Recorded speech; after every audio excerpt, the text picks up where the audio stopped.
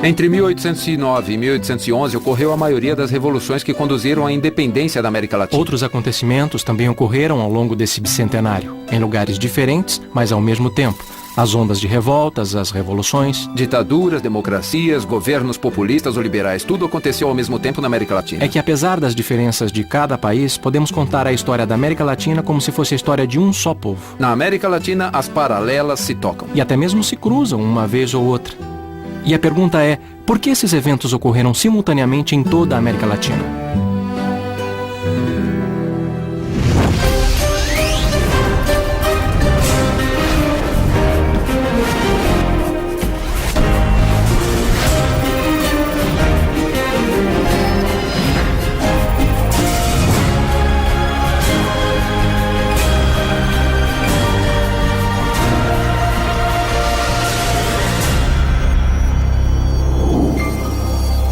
Unidos pela história, as paralelas se cruzam. Há 200 anos, os países latino-americanos começaram a sonhar com a independência. Até então, não eram nem considerados países, eram colônias da Espanha e obedeciam a um rei que vivia longe, do outro lado do oceano.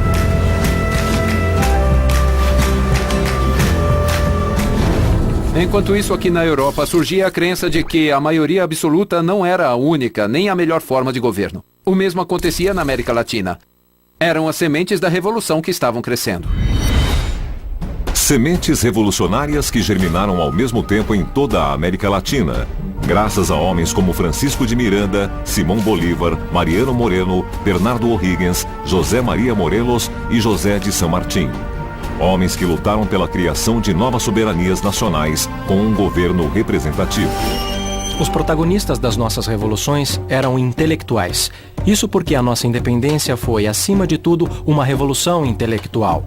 Era preciso mudar o modo de pensar de uma comunidade governada por um rei em uma organização republicana. E perceberam que isso só seria possível se fosse encarado a partir de uma perspectiva latino-americana.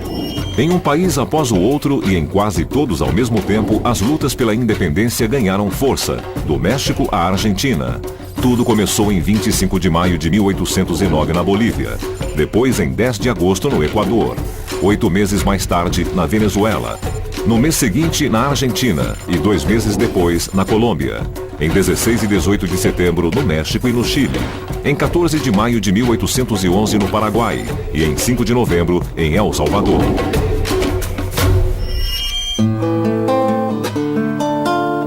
Com certeza, a eclosão da Revolução foi o que Karl Jaspers chamou de um momento central da história.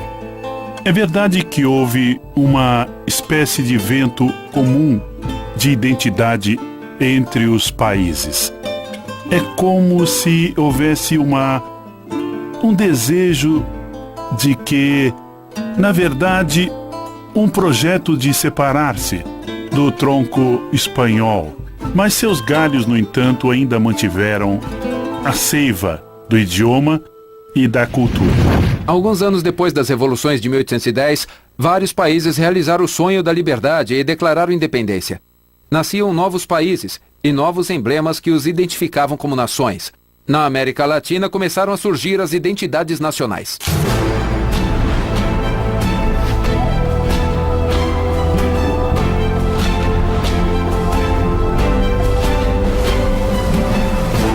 Projetamos nossas bandeiras, escudos e símbolos, compusemos hinos e marchas, e todos juntos, indistintamente, por coincidência, exaltamos a soberania e juramos defendê-la com nossas vidas.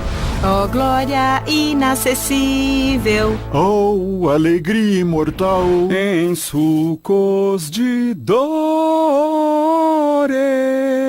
o bem germina já. Que faltemos ao voto solene que a pátria ao eterno elevou. As letras dos hinos nacionais e hispano-americanos, a maioria tem datas muito específicas. E o contexto é um contexto guerreiro, um contexto militar, um contexto que celebra a coragem e que exalta a honra. Glória ao corajoso povo que o jugo lançou. a lei respeitando a virtude e a honra. Corajosos dominicanos elegemos nosso canto com grande emoção. Ouvi mortais o grito sagrado. Liberdade, liberdade, liberdade. A ideia de morrer pela pátria é recorrente em praticamente todos os hinos da América Latina. Outra ideia que aparece repetidas vezes é a da soberania. E essa soberania tão defendida nunca foi alcançada, pelo menos não economicamente. Nossas independências nasceram junto com a dívida externa. Foram gêmeas siamesas, a dívida externa e a independência. Então nós nascemos enforcados. Muitos dos heróis que nos fundaram também nos fundiram. E em todo caso nos hipotecaram eternamente ao Banco Britânico e ao que era, o mundo que nascia no século XIX e que de algum modo ainda está vivo. A Grã-Bretanha reconheceu as independências e em troca estabeleceu duas coisas. Previu várias coisas, mas especialmente duas. Uma delas era que houvesse um tratado bilateral, não o livre comércio, mas o comércio bilateral. O comércio entre as repúblicas nascentes e a Grã-Bretanha.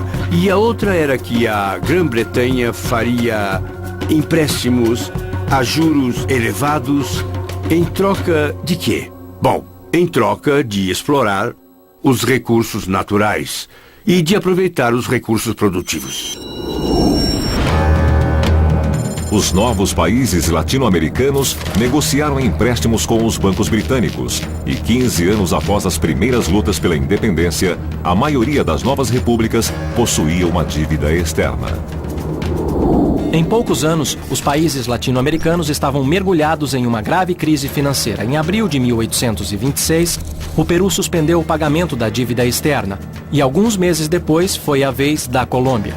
Em meados de 1828, com exceção do Brasil, todos os países latino-americanos suspenderam o pagamento de suas dívidas e nenhum banco londrino aceitava fazer negócios com eles.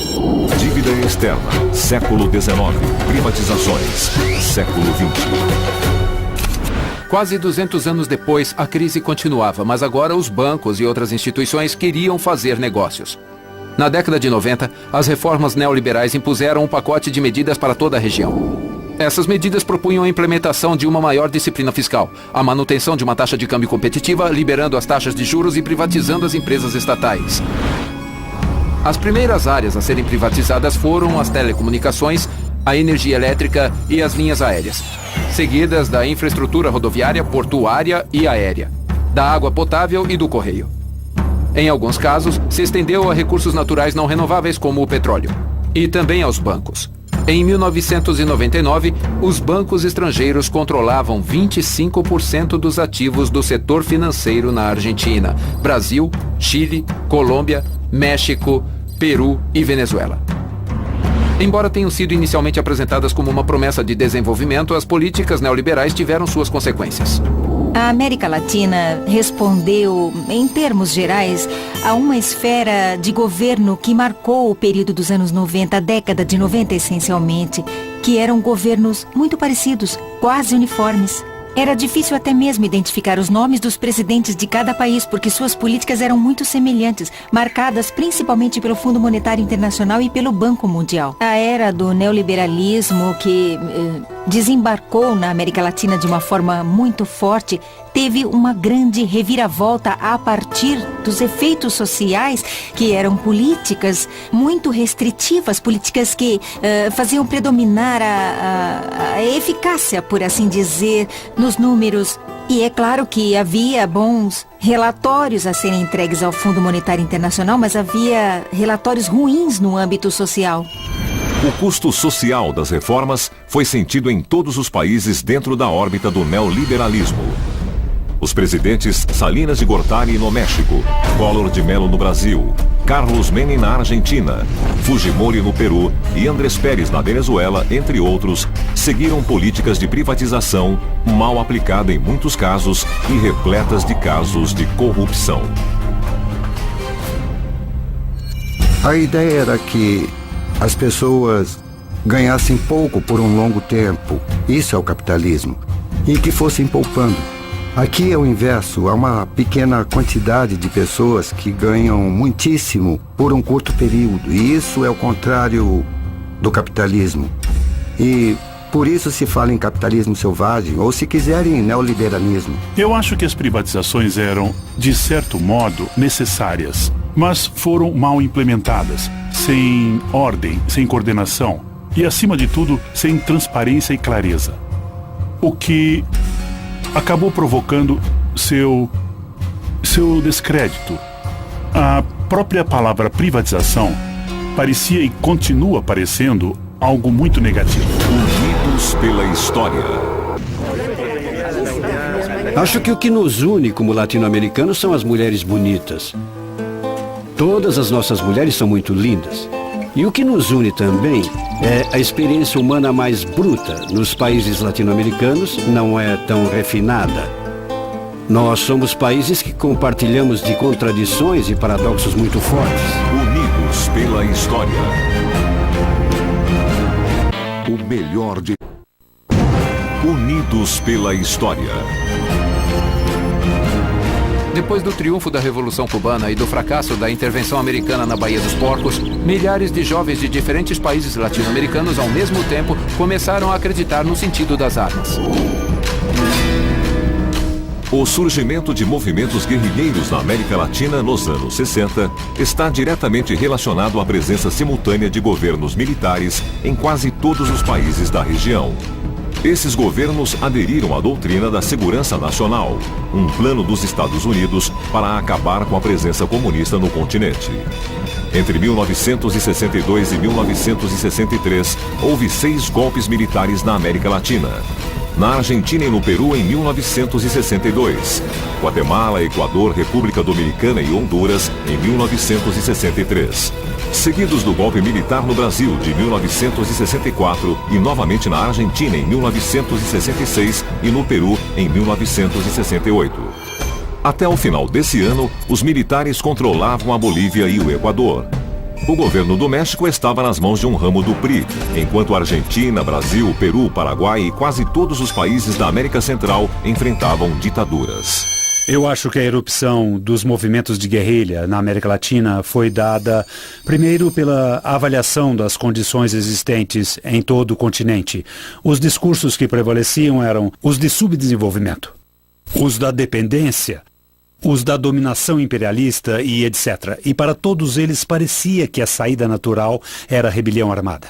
Era como se dentro de um desenvolvimento natural dos processos democráticos, processos participativos ou populistas, não pudesse haver outra saída. Com o triunfo da Revolução Cubana, a intervenção americana na região foi redobrada, com o apoio a programas militares destinados especificamente ao combate das guerrilhas insurgentes do continente. Era a Escola das Américas. O Plano Cóndor, que fora coordenado na década de 70 pelas ditaduras da Argentina, Chile, Brasil, Paraguai, Uruguai e Bolívia, tornava as fronteiras nacionais permeáveis para perseguirem os opositores das ditaduras. O suporte ideológico desse plano estabelecia que as forças de segurança tinham um novo papel. Além de garantir a segurança nacional, precisavam acabar com o comunismo. Da hipótese de inimigo externo, se passava ao inimigo interno. Essa ideia é posterior à Guerra Fria. Até então, os inimigos eram russos ou chineses ou outros. Mas no momento, os inimigos eram os terroristas. E então eles achavam que tinham que encontrar um modo distinto de combatê-los, usando técnicas também distintas para dissuadir, como infiltração e tortura, coisas que não eram utilizadas na guerra tradicional. E muitos deles vinham da guerra colonialista, como a Guerra da Argélia. Criaram uma organização clandestina, desarmada como a minha, que em grande parte implicava na criação de uma linguagem contra as diretrizes do Plano Cóndor. E à medida que entendíamos como os militares agiam e quais eram os padrões de repressão, podíamos desenvolver uma contrapartida onde havia certas coisas que não podíamos fazer. Não podíamos chegar 2 minutos atrasados para um compromisso, não podíamos fazer uma reunião por mais de 7 minutos, os telefones eram totalmente proibidos, lidar com o mínimo de informação possível, não anotar nada, nem uma agenda de telefone. E eu posso afirmar que seguir rigorosamente essas normas de conduta salvava a vida de muitas pessoas e permitia uma certa atividade política. Plano Cóndor, muralismo mexicano. Nós, latino-americanos, compartilhamos durante esses anos as formas de opressão, mas também as formas de nos expressar, que foi através da arte.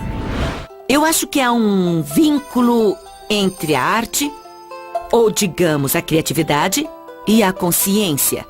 E isso faz com que muitas vezes, quando as pessoas saem para protestar ou expressar suas ideias, porque há muitas pessoas do mundo do teatro, do mundo da arte, isso faz com que coisas interessantes aconteçam nas ruas e nas praças, por exemplo. Houve muitas coisas que são como apresentações ou performances. É incrível a originalidade que os povos realmente têm para expressar suas formas de protesto, mas é que eu acho que é muito mais incrível a originalidade da liderança política para se evadir, digamos assim, desses protestos. Quando Augusto Pinochet assumiu o poder no Chile em 1973, as mulheres começaram a tecer tapetes feitos com pedaços de tecido brilhante, com cobre, lã, couro e até mesmo seus próprios cabelos, que narram cenas da vida cotidiana e que serviram para contar ao mundo o que se passava no Chile. A arte recontava a política.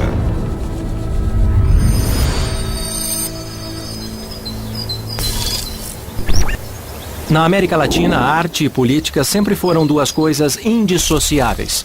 Aqui no México, os muralistas Davi Alfaro Siqueiros, Diego Rivera e José Clemente Orozco pintaram a Revolução Mexicana de 1910 nas paredes da Cidade do México.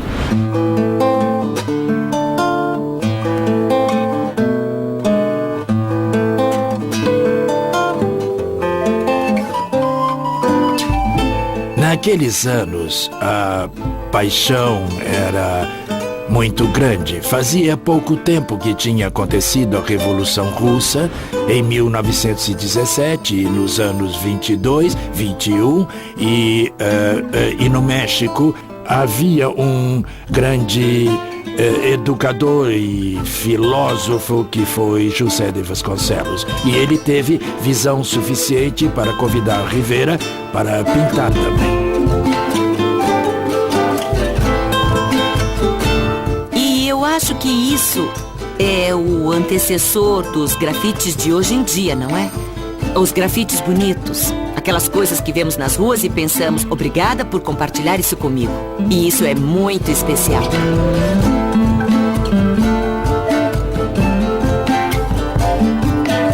A filosofia do muralismo é democratizar a arte, levá-la ao povo e mostrar todos os princípios da Revolução Mexicana, fazê-los viver e explicá-los.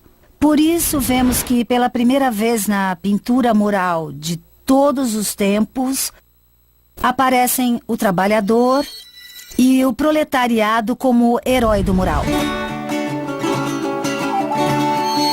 Heróis do mural. Os trabalhadores e proletariados se transformaram nos protagonistas e destinatários desta arte, como Quinquela Martín, na Argentina, e os muralistas mexicanos, que também eram membros proeminentes do Partido Comunista, viram sua arte como uma ferramenta para educar as massas. Comunismo. Populismo. Embora o comunismo surgisse na América Latina, a crise financeira e o crash de 29 mudaram o curso dos acontecimentos. Quando as consequências da crise financeira começaram a ser sentidas, o comunismo deixou de ter lugar. E surgiu um espaço vazio que os governos populistas não deixaram de aproveitar. Há um populismo de extrema-direita, como no caso de Hitler e Mussolini. E há o populismo dos países democráticos. ou seja, mais aberto ou mais liberal, para usar essa palavra tão em voga como no caso de Roosevelt, nos Estados Unidos. E há também movimentos democráticos que têm um toque de populismo, como de Betancourt, na Venezuela. Repare só, isso é uma coisa bem interessante, muito importante e que causa muita confusão, que é a linha extremamente fina, extremamente pequena, o fio da navalha entre a democracia e o populismo. São as mesmas coisas que vêm do mesmo lugar, do mesmo útero, mas uma é a deformação da outra. E o mais importante, o populismo tem algo que distingue das tendências democráticas, que é o paternalismo. Ou seja, a busca por um chefe, a busca de um líder que, por conseguinte, na América Latina, geralmente Cárdenas, Vargas e Perón são militares que supostamente são homens fortes, etc, etc. Sob a forma do governo de Lázaro Cárdenas no México, do peronismo na Argentina, da Frente Popular no Chile, do varguismo no Brasil e do nacionalismo revolucionário de Paz Extensoro na Bolívia. O populismo surgiu quase que simultaneamente nesses países. Os governos populistas facilitaram o acesso dos trabalhadores ao consumo e melhoraram suas condições de vida, estabelecendo um antes e um depois na história das reivindicações dos movimentos populares. Na primeira década do século XX, México, Peru e Argentina foram os pioneiros na tarefa de incluir os direitos sociais e ações trabalhistas em sua legislação. Com as leis, esses países estabeleceram limites à exploração do trabalho, reconheceram o direito ao descanso no domingo e regulamentaram o emprego de mulheres e crianças. Essas primeiras medidas foram um ponto de partida importantíssimo para o reconhecimento dos direitos dos trabalhadores.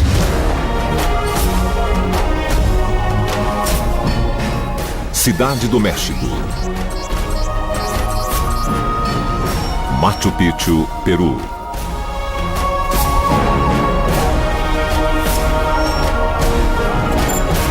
No início do século XX começou a se falar dos direitos dos homens que representavam a força de trabalho. Essa força que, 400 anos atrás, durante o período da conquista espanhola, era representada pelos índios e negros. As condições de trabalho nas minas de Potosí eram absolutamente prejudiciais para a população indígena. Eles passavam dias inteiros nos túneis com pouca comida e poucos recursos.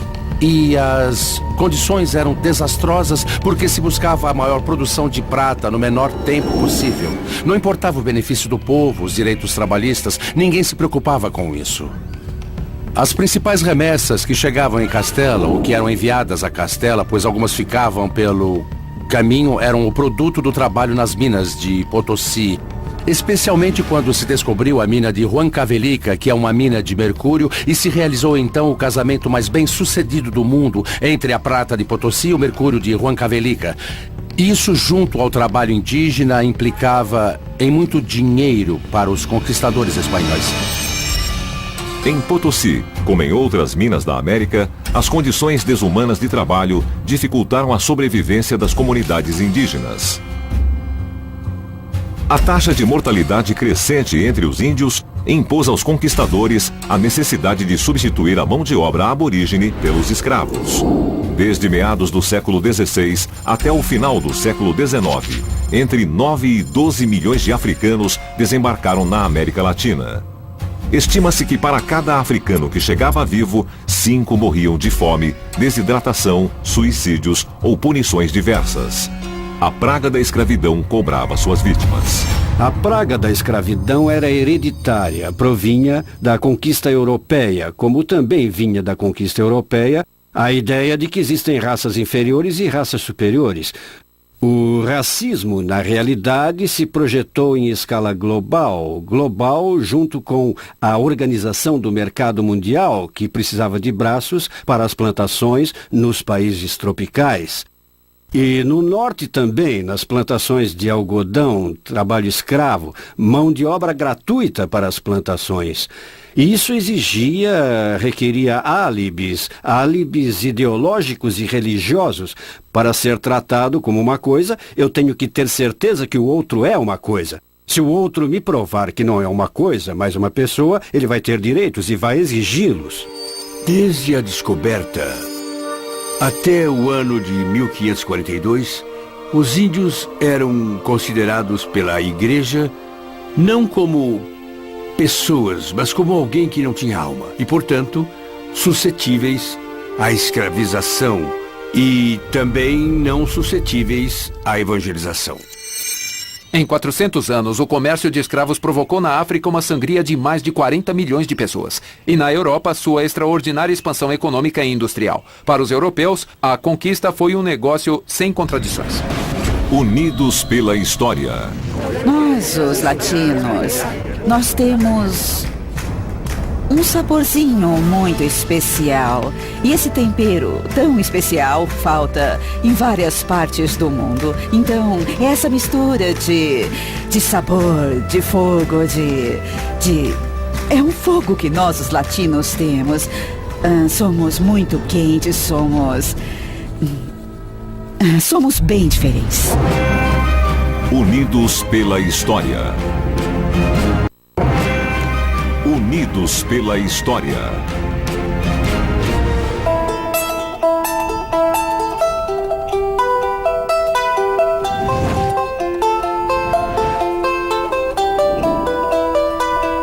Os conquistadores dominaram os índios pelas armas. Mas para concluir a conquista militar, eles precisavam pacificá-los, convertê-los à religião católica e depois conquistá-los espiritualmente, para eliminar suas antigas crenças. Primeiro chegaram, e sem que os monges falassem náhuatl e sem que os índios falassem o espanhol, houve batismos, um pouco à direita e à esquerda, convertendo-se assim os primeiros índios em Tlaxcala e no México. Mas logo perceberam que era apenas água em suas cabeças e que não passava disso. É verdade que os conquistadores espanhóis saquearam os templos existentes em várias cidades e outros locais. Em Cusco, saquearam o Coricancha. As estátuas foram retiradas, removeram os frisos de ouro que existiam em seus diferentes espaços e distintos recintos. O famoso templo Inca de Coricancha hoje é a igreja de Santo Domingo e até agora pode ser visto no próprio lugar como se construiu uma igreja sobre um templo pré-hispânico como sinal de apropriação do passado e para identificar que havia um novo futuro, uma nova história local.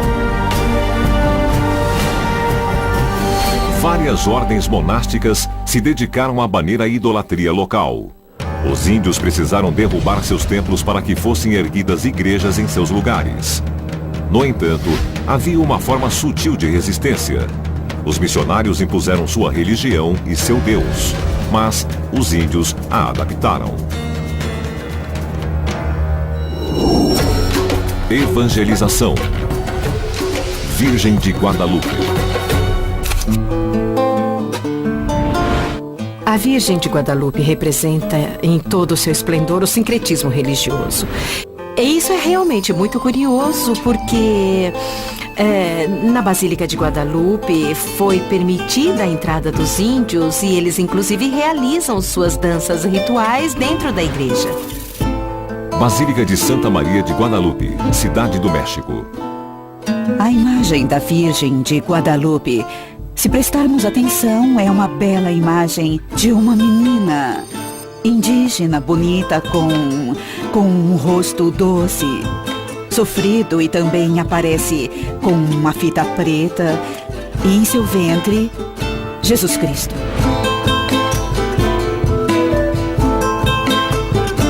O mexicano ama a Virgem de Guadalupe.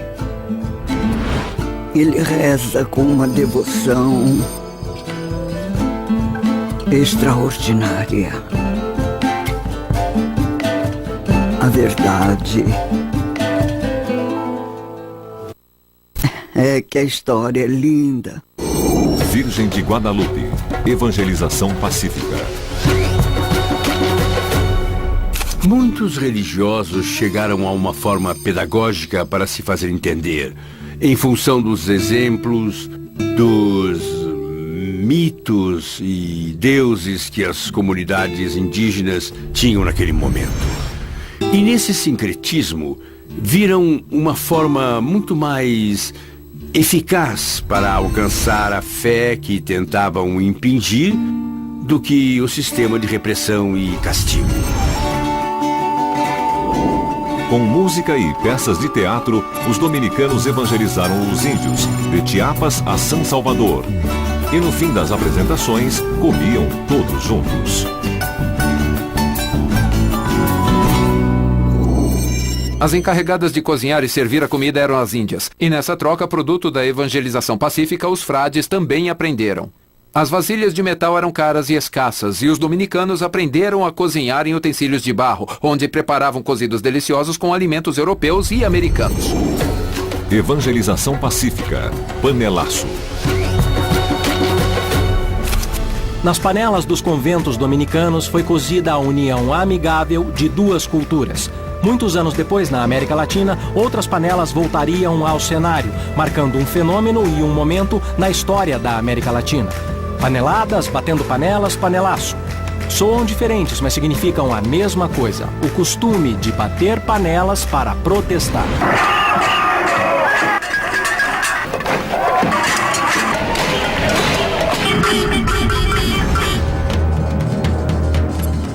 As panelas soaram pela primeira vez no Chile contra a visita de Fidel Castro e mais uma vez contra o golpe de Augusto Pinochet. Soaram no Uruguai quando o povo exigiu o retorno da democracia e quando toda a América Latina reclamou das reformas neoliberais e suas consequências. Na Argentina, quando a classe média exigiu a devolução de seus depósitos confiscados. Soaram na Bolívia e um presidente precisou entregar o cargo. A favor e contra Chávez na Venezuela, com as donas de casa no Paraguai, que protestavam contra o governo e os políticos corruptos. E também no Equador, quando o presidente Lúcio Gutiérrez foi deposto pela força dos panelaços. Os panelaços na América Latina acabam sendo menosprezados pelos historiadores e cientistas políticos porque é a classe média que se pronuncia. Os panelaços são identificados pelas pessoas, homens e mulheres, que são afetados por crises econômicas ou governos autoritários e que chegam a um limite e usam essa forma de expressão, como o próprio nome sugere, para fazer barulho com utensílios de cozinha como uma forma de manifestação. Digo que são de algum modo menosprezados pelos cientistas políticos e historiadores porque não são os grandes feitos dos índios ou camponeses ou trabalhadores, ou seja, daqueles que, sem dúvida, formam a história de um país. O panelaço foi uma modalidade bem inventiva e que também está ligada a algo que é muito latino-americano, que é o barulho, que é o ruído. Às vezes sentimos, pelo menos os venezuelanos, que o silêncio é assustador, que a experiência do silêncio é intimidadora, que sempre temos que estar cantando, gritando, pulando, batendo palmas, fazendo algum barulho. E o panelaço representa bem isso tudo. Todos em casa fazem barulho para mostrar sua grande discordância ou indignação. Em 2008, com a crise financeira mundial, a América Latina exportou a modalidade panelaço para lugares bem distantes, como a Islândia. O nosso continente exporta o panelaço, o bater panelas ou a panelada, que são 3 formas de dizer protesto no estilo latino-americano. Unidos pela história. Eu acho que os latino-americanos ainda estão se conhecendo. Começamos a nos olhar para nos reconhecer como irmãos e irmãs. Temos uma identidade continental. É um mosaico de uma grande diversidade e de uma riqueza cultural. E eu acho que é isso que temos em comum. Unidos pela história. Unidos pela história.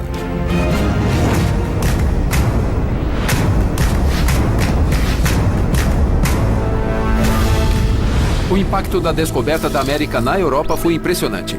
A economia, a cultura, a geografia, as ciências naturais e, acima de tudo, a visão de mundo se transformaram. A ideia de 3 continentes ligados à Trindade Católica foi abalada, com o surgimento de um 4º continente, cujos povos também eram acusados de idólatras. Há uma parte que me faz dar muita risada, podemos dizer. Na música El Costo a la Vida, numa parte que eu digo que nós somos um buraco entre mar e céu 500 anos depois, uma raça ardente, negra, branca, indígena, mas quem descobriu quem? Não sabemos se fomos nós que os descobrimos ou se eles nos descobriram. Bem, ainda nos falta compreender a imagem que no mundo indígena foi formada daqueles espanhóis que chegaram, como diziam as crônicas em seus livros, em casas flutuantes, com cães enormes, que eram os cavalos. Eles eram mesmo seres de outro mundo. Eu nem imagino a cara de um índio peruano ao ver o primeiro porco, sabe? Ou ao ver o primeiro cordeiro, a primeira vaca, não é? E tudo aquilo que serviu para construir esse maravilhoso universo de coisas que nós construímos. Eu nem imagino a cara de um espanhol quando deu uma mordida em uma batata crua, não é? Sem entender como se podia comer aquilo naquela época, sabe? Todos andavam nus, como suas mães os pariram. E as mulheres também, embora não tenha visto mais do que uma menina doente. E todos os que vi eram jovens, nenhum com mais de 30 anos. Muito bem feitos, de corpos bem formados e rostos muito bonitos, com cabelos grossos, quase como as crinas dos cavalos, e curtos. Usavam o cabelo acima das sobrancelhas, exceto alguns outros que o usavam comprido, sem jamais cortar. Eles não carregavam armas, nem as conheciam, porque lhes mostrei espadas, e as pegaram pela lâmina e se cortaram devido à ignorância. Eles não possuem ferro.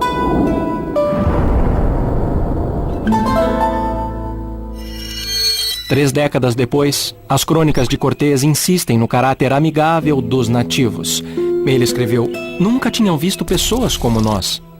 A princípio, a chegada dos espanhóis foi um milagre para os índios, a concretização das profecias. Quando Montezuma os recebeu, disse: "Bem-vindos, senhores, podem tomar posse do seu reino." Porque os índios, eles estavam convencidos que existiam ciclos no cosmos, de que havia ciclos que eram verdadeiros e que, então, a cada 52 anos acontecia determinada coisa e a cada tantos dias acontecia aquilo, que havia toda uma ordem cosmogônica que representava muitas coisas para eles. Então estavam convencidos de que seu tempo acabara e que o senhor Quetzalcoatl chegava e que tinha de entregar o reino. No princípio foi uma maravilha. Depois, a dominação e a rebelião. Da rebelião, a revolução. E as lutas pela independência. Encontros, desencontros.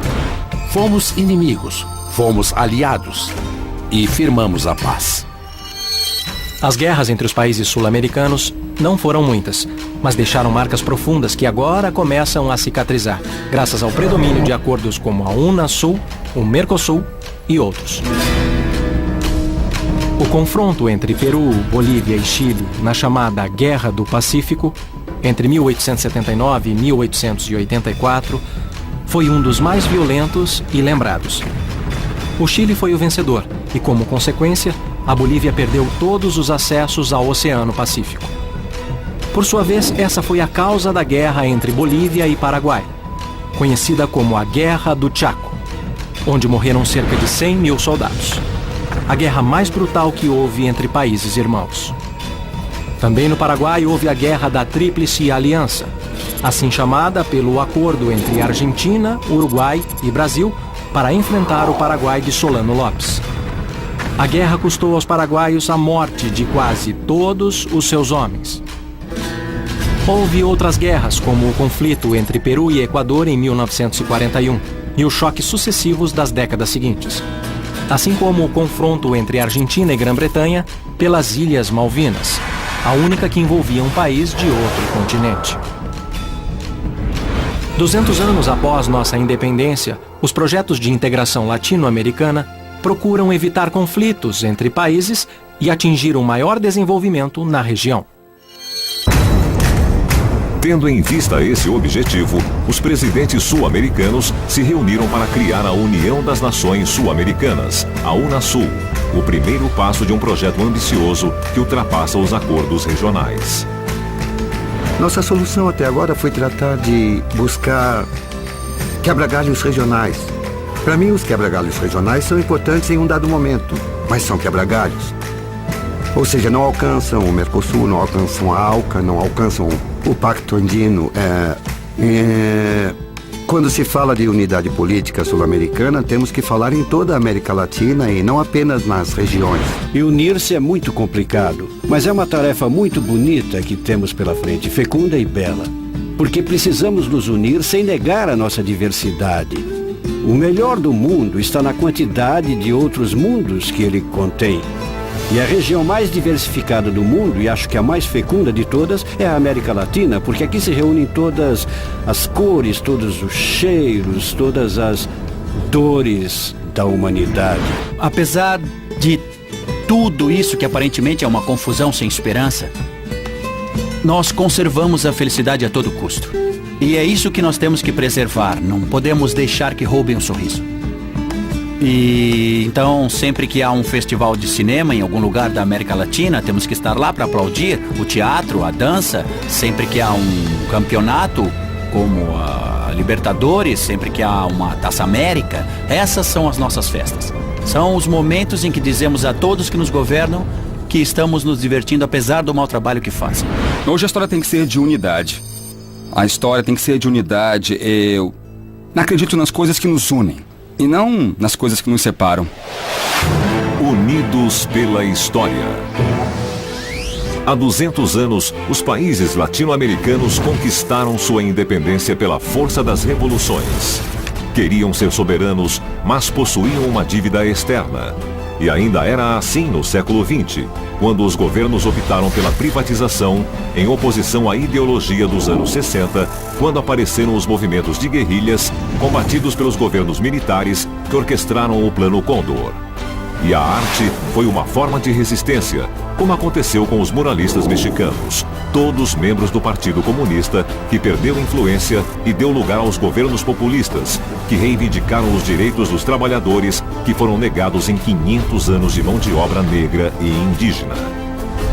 Índios que foram evangelizados pelos conquistadores, mas que resistiram, levando a um sincretismo que unificou as religiões e os costumes, como o uso de panelas de barro semelhantes às de metal, que séculos mais tarde foram usadas como uma forma de protesto que causou muito impacto, embora não tanto quanto a descoberta da América, que por sua vez levou à rebelião dos nativos e depois às revoluções, às lutas pela independência e, finalmente, às guerras entre nações, que agora investem em projetos de integração, recordando o sonho da independência de 200 anos antes. Unidos pela história. E hoje estamos mais perto do sonho de San Martín e Bolívar, de uma América Latina unida como um único país. Acima das nossas rivalidades e diferenças, chegamos a acordos que desafiam a matemática. Porque na América Latina as paralelas se cruzam. A independência é um caminho que começamos a percorrer juntos há 200 anos. E que continuamos a percorrer estabelecendo laços que nos unem sem perder as diferenças que nos enriquecem. Porque é nas diferenças e nas semelhanças que estamos intimamente unidos pela história.